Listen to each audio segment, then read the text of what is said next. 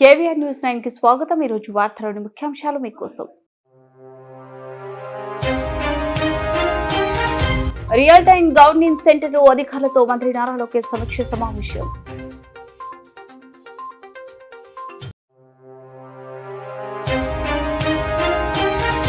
మరపల్లి మండల కేంద్రంలో BRS party కార్యాలయాన్ని ప్రారంభించిన మాజీ ఎమ్మెల్యే.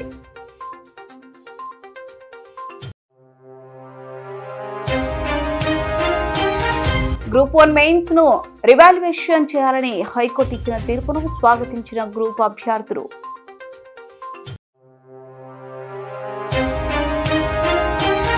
ఎన్టీఆర్ వైద్య సేవ ద్వారా మెరుగైన వైద్య సేవలు అందించాలి, రోగుల నుండి డబ్బులు వసూలు చేసే చర్యలు తప్పవు, కలెక్టర్ హెచ్చరిక. నేపాల్లో చిక్కుకున్న తెలుగు వారిని సురక్షితంగా వెనక్కి తీసుకురావడమే ఏకైక అజెండా అని ఈ మేరకు అధికారుల సమన్వయంతో వ్యవహరించి అవసరమైన చర్యలు యుద్ధ ప్రతిపాదకన చేపట్టాలని విద్యా ఐటీ శాఖల మంత్రి నారా లోకేష్ ఆదేశించారు. నేపాల్లో నెలకొన్న సంక్షోభం నేపథ్యంలో ఆ దేశంలో చిక్కుకున్న తెలుగు వారిని సురక్షితంగా రాష్ట్రానికి తీసుకురావడంపై సచివాలయంలోని ఆర్టీజీసీఎస్ కేంద్రంలో ఏపీ భవన్ వివిధ శాఖల ఉన్నతాధికారులతో విద్యా ఐటీ ఆర్టీజీ శాఖల మంత్రి నారా లోకేష్ సమీక్షించారు. నేపాల్లో ఇప్పటి వరకు 215 మంది తెలుగువారు చిక్కుకున్నట్లు సమాచారం ఉందని ఈ సందర్భంగా అధికారులు వివరించారు. వీరంతా నేపాల్లోని వివిధ ప్రదేశాల్లో సురక్షితంగా ఉన్నారని, వీరితో నిరంతరం సంప్రదింపులు జరుపుతున్నట్లు తెలిపారు. నేపాల్లోనే భఫాల్, సిమిల్కోట్, పశుపతి నగరం, ఫింగలస్థాన్లో వీరంతా ఉన్నారని వివరించారు. ఈ సందర్భంగా మంత్రి నారా లోకేష్ మాట్లాడుతూ నేపాల్లో చిక్కుకున్న తెలుగు వారిని వివిధ మార్గాల ద్వారా సంప్రదించి కంట్రోల్ రూమ్ ద్వారా ఎప్పటికప్పుడు పరిస్థితిని సమీక్షించాలి.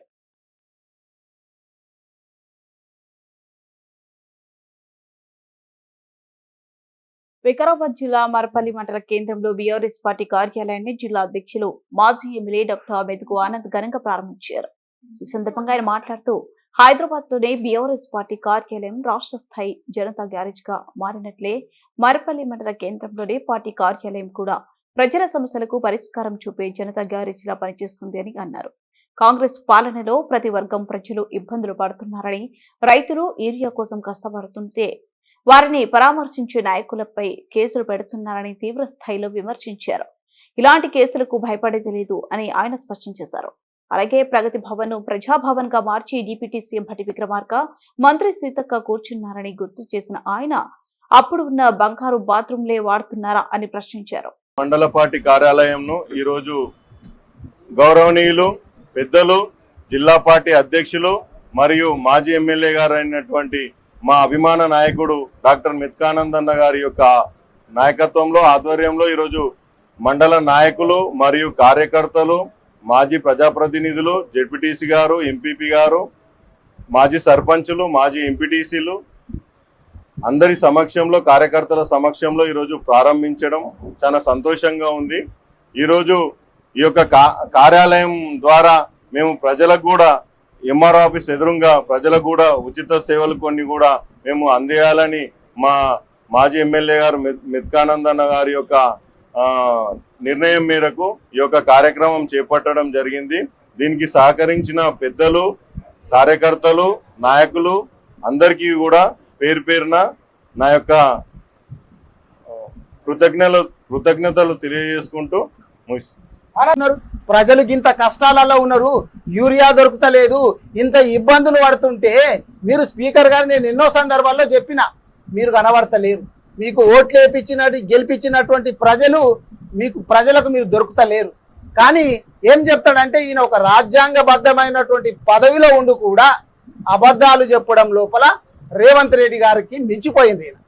ఎందుకంటే మనం చూసినాము రాజ్యాంగబద్ధమైనటువంటి పదములో ఉన్నటువంటి వాళ్ళు ఏ పార్టీలకు కొమ్ము కాస్తున్నట్టుగా ఉండకూడదు, ప్రజలందరూ మా వాళ్ళే అనే విధంగా రాజకీయాలకు అతీతంగా వ్యవహరించాల్సినటువంటి స్పీకర్ గారు చాలా సందర్భాల్లో నేను చెప్పిన, తెలంగాణ భవన్లో ప్రెస్ మీట్ పెట్టి చెప్పిన, ప్రెస్ నోట్లు ఇచ్చి చెప్పిన, ఎన్ని చెప్పినా కానీ 6,50,000,000 వేల కోట్లు అంటాడు. అరే నాకు ఇది అర్థం కాలేదు. 6 లక్షలేంది మళ్ళీ 1000 కోట్లేంది?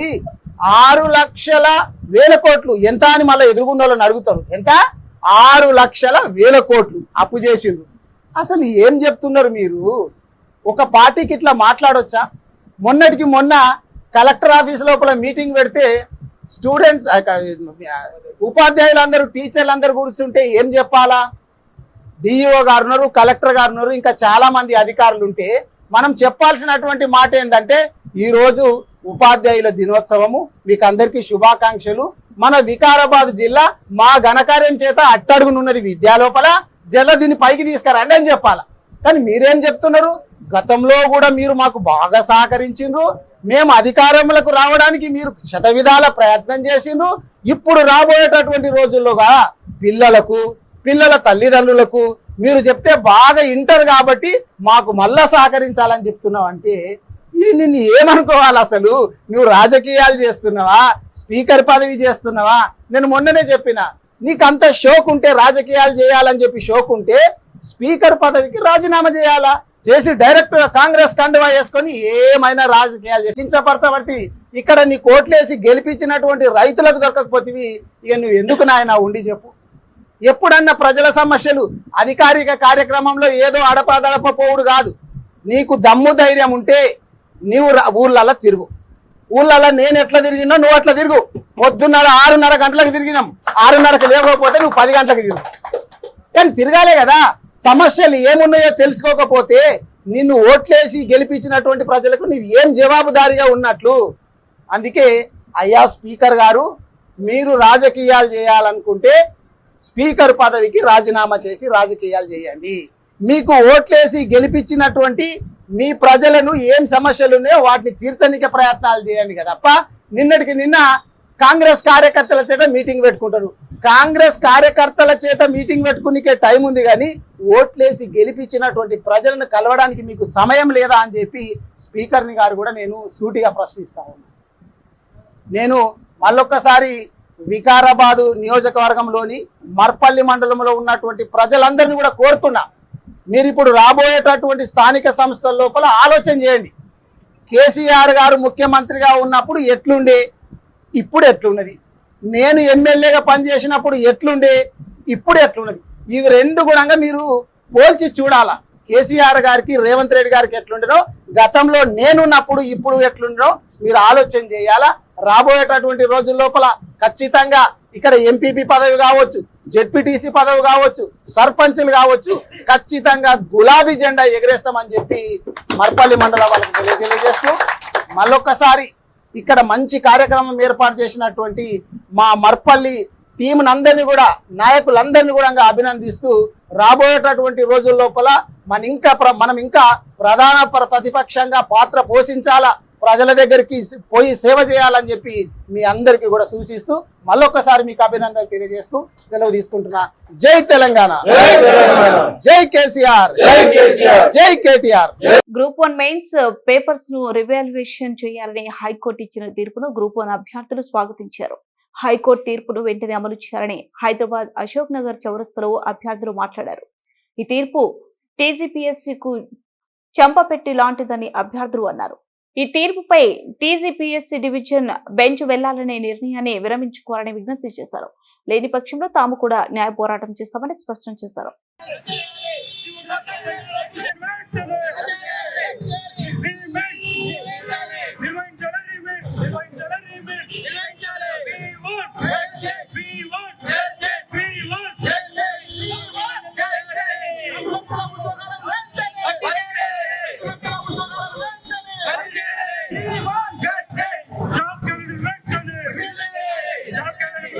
విషయం ఉంది.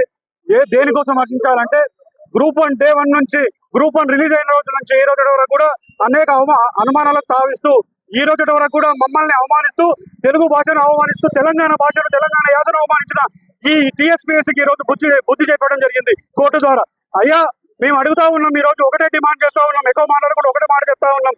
ఏంటంటే మీకందరు కూడా నిజంగా ఈ కాంగ్రెస్ ప్రభుత్వం చిత్తశుద్ధి ఉంటే 35 లక్షల మంది ఓటేసి గెలిపించినాం.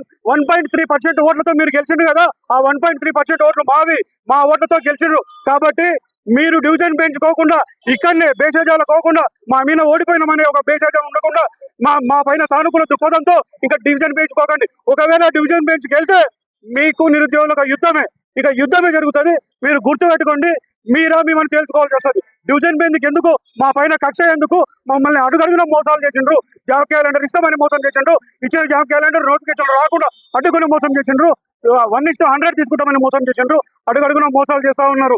అందుకోసం మేము చెప్తా ఉన్నాం, మీరు ఏదైతే గ్రూప్ 1 ప్రిలిమ్స్ నుంచి ఏదైతే ఉంది కదా, GO 29 రద్దు చేసి గ్రూప్ 1 ప్రిలిమ్స్ నుంచి నిర్వహించాలని మా ప్రధాన డిమాండ్. స్వాగతిస్తున్నాం. సానుకూలంగా ఉన్నది. డివిజనల్ బెంచ్ పోతుంది కాబట్టి ఇప్పుడు సంజయ్ అన్నని కూడా అడిగితే డివిజనల్ బెంచ్ కి మీకు అడ్వకేట్ ని పెడతామన్నాడు, మంచి అడ్వకేట్లను తీసుకొస్తామన్నారు, మేము చేస్తామని చెప్పారు. కాబట్టి వారికి మీ కృతజ్ఞతలు తెలియజేసుకుంటున్నాం. ఇక్కడ మాకు పార్టీలు ముఖ్యం కాదు, దయచేసి గుర్తుంచుకోండి. మాకు నిరుద్యోగ జాతి, మా జాతే మాకు ముఖ్యం, నిరుద్యోగ జాతే. మాకు ఏ పార్టీలకు సంబంధం లేదు. మాకు సహకరించిన వాళ్ళకు మేము ఖచ్చితంగా కృతజ్ఞతతో ఉంటాం. ఇవాళ ఆయన సహకరించింది కాబట్టి వాళ్ళ పార్టీ కూడా సహకరించింది. మిగతా వాళ్ళకు కూడా అందరికీ కృతజ్ఞతలు తెలియజేస్తున్నాం. నిన్న ఒకరు పోయిర్రు, అక్కడ కేటీఆర్ దగ్గర కల్చర్ ప్రెస్ మీట్ పెట్టిర్రు. అట్లనే ఇక్కడ మేమెందుకు పెట్టాలనుకున్నాం అంటే, మీ నిరుద్యోగులు మీ ఇక్కడ కొట్లాడినా నిత్యం కొట్లాడుతున్నటువంటి వాళ్ళు మీకు తెలుసు, అక్కడ ఉన్న పోలీసు అన్నలకు తెలుసు. కాబట్టి వీళ్ళు నిజమైన నిరుద్యోగులని మమ్మల్ని ఇక్కడ అలో చేసిరు, మాట్లాడినిచ్చారు.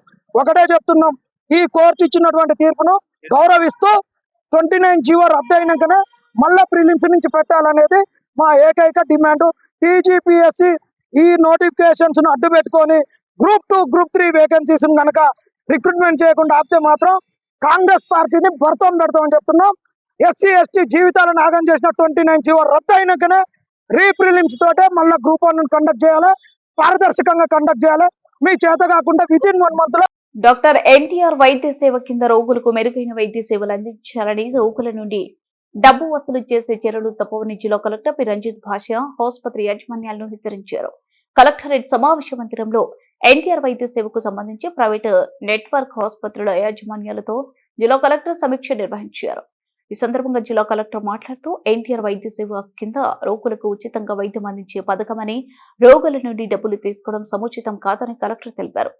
ఎన్టీఆర్ వైద్య సేవ కింద రోగులకు మానవత దృక్పథంతో వైద్య సేవలు అందించాలని, కమర్షియల్ పద్ధతిలో ఆలోచన చేయకూడదని కలెక్టర్ ప్రైవేట్ నెట్వర్క్ ఆసుపత్రుల యాజమాన్యాలను ఆదేశించారు. ఆసుపత్రికి ఎవరైనా రోగులు వచ్చినప్పుడు వారు ఎన్టీఆర్ ఆరోగ్యశ్రీ కార్డు మర్చిపోయిన ఎడల వారిని ముందుగా ఎన్టీఆర్ వైద్య సేవ కింద ఎన్రోల్ చేసి ఉచితంగా ఓపీ పరీక్షలు నిర్వహించాలని తెలియజేశారు. ప్రైవేట్ ఆసుపత్రిలో డబ్బులు తీసుకుంటున్నట్లు IVRS ద్వారా సేకరించిన ప్రజాభిప్రాయ సేకరణలో తేలిందన్నారు. నగరంలోనే అమిలియో, MSR మల్టీ స్పెషాలిటీ ఆసుపత్రి, స్టార్ కేర్, ఒమేగా ఆసుపత్రులలో ఎన్టీఆర్ వైద్య సేవ కింద రోగుల నుండి డబ్బులు తీసుకున్నట్లు ప్రజల నుండి ఫిర్యాదులు అందాయన్నారు. సమావేశంలో Aarogyasri coordinator doctor MVNSV Bhaskar Reddy, incharge DMHO doctor Lalithadevi, DCHS doctor Jafarullah, private ఆసుపత్రుల యాజమాన్యాలు పాల్గొన్నారు.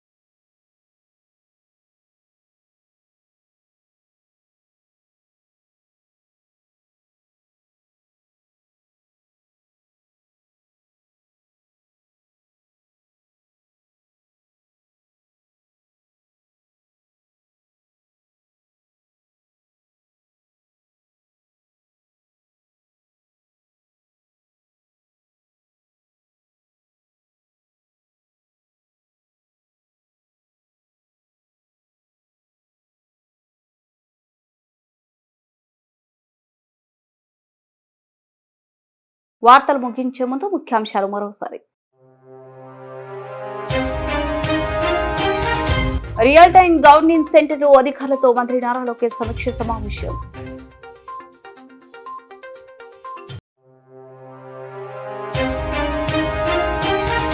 మారపల్లి మండల కేంద్రంలో బీఆర్ఎస్ పార్టీ కార్యాలయాన్ని ప్రారంభించిన మాజీ ఎమ్మెల్యే.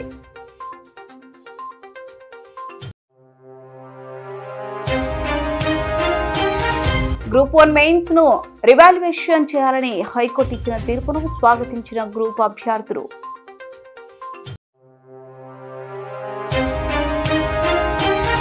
ఎన్టీఆర్ వైద్య సేవల ద్వారా మెరుగైన వైద్య సేవలు అందించాలి. రోగుల నుండి డబ్బులు వసూలు చేసే చర్యలు తప్పవు. కలెక్టర్ హెచ్చరిక.